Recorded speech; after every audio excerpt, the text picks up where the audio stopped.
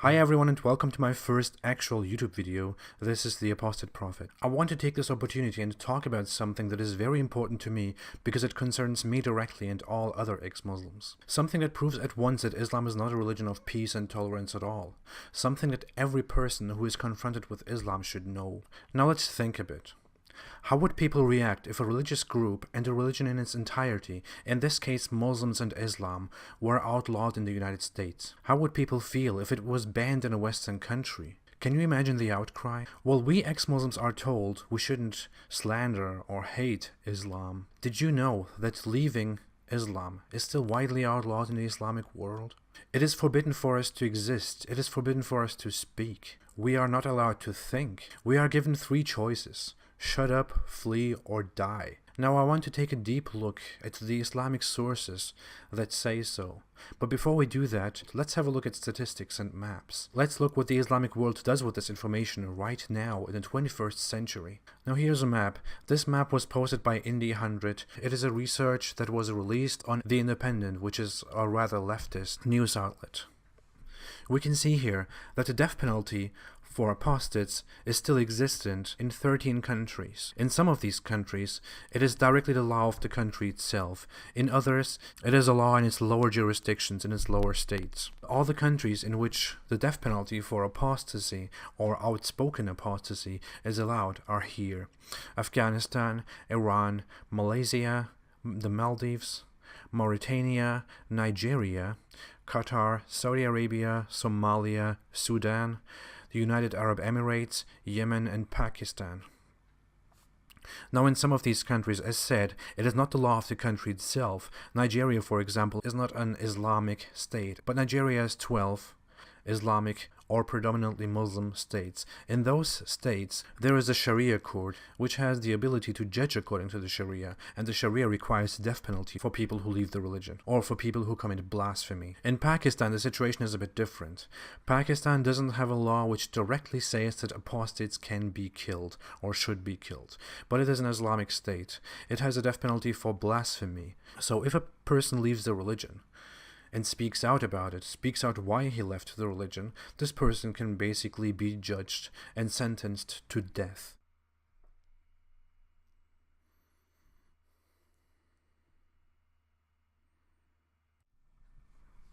There are other countries in which the law or the laws of lower states and regions don't explicitly say that the death penalty can be applied to people who leave the religion, but in which lower authorities and lower states made such judgments before and are still practically able to make such judgments. One example of these is Egypt. Egypt is also a country where more than 85% of the population supports the death penalty for apostates. Can you believe this? 85% of the population. In Pakistan, for example, it's more than 60% of the population. There are also other countries in which apostasy is not punished with death, but it is outlawed. So if you leave the religion, you might get a prison sentence or other punishments. Such laws exist in Iraq, in Jordan, in Oman, in Syria, in parts of Indonesia, in Brunei, and so on.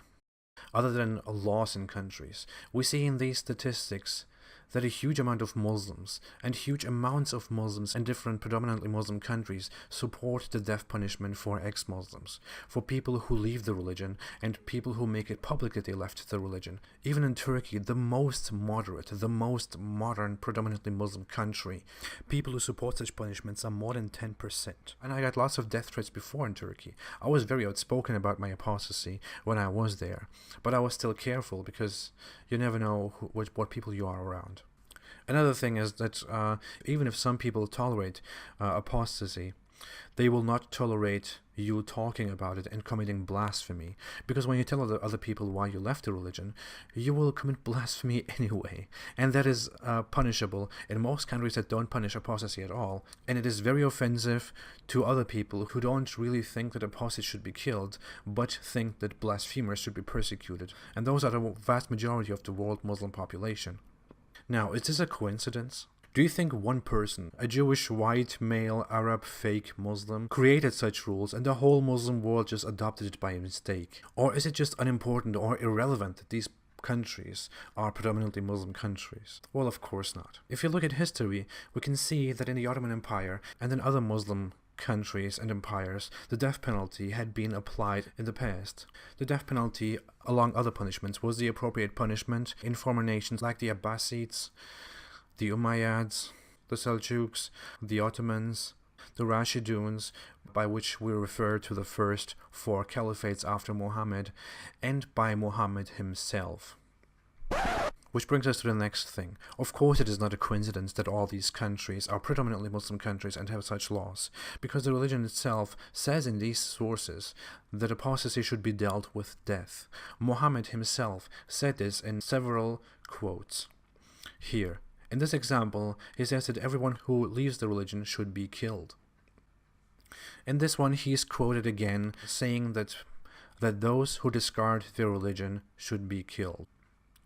In this one quote, which is very interesting, it even says that Ali, the son-in-law of Muhammad, burned a person who left the religion, and then another one came and said that burning is not the appropriate punishment, but that they should just be killed.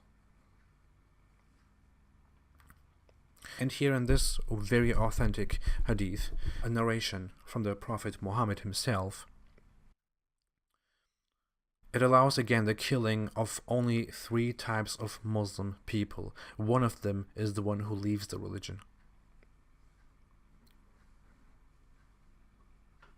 So the religion of Islam itself sees us as people who should die, who should be killed, who shouldn't live in this world. Today, many predominantly Muslim countries don't apply these laws anymore because they have been influenced by the West or by a more pacifist world. But the religion itself hates us. The religion itself doesn't want us to breathe and to speak and to exist. It doesn't want us to coexist with them.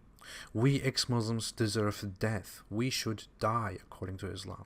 And we should respect Islam. So the next time you tell ex-Muslims to respect Islam, think twice. I'm very careful about this, but I feel totally alright when I say telling ex-Muslims to respect Islam is like telling Jews to respect Nazism. You wouldn't do that, right? Thank you for watching. Don't forget to subscribe, don't forget to follow me on social media. The links are in the description, and if you want to support me, you can support me on Patreon to make this whole thing much, much bigger and spread the word. We will see each other again in another YouTube video next week. Have a great weekend, and stay away from Islam.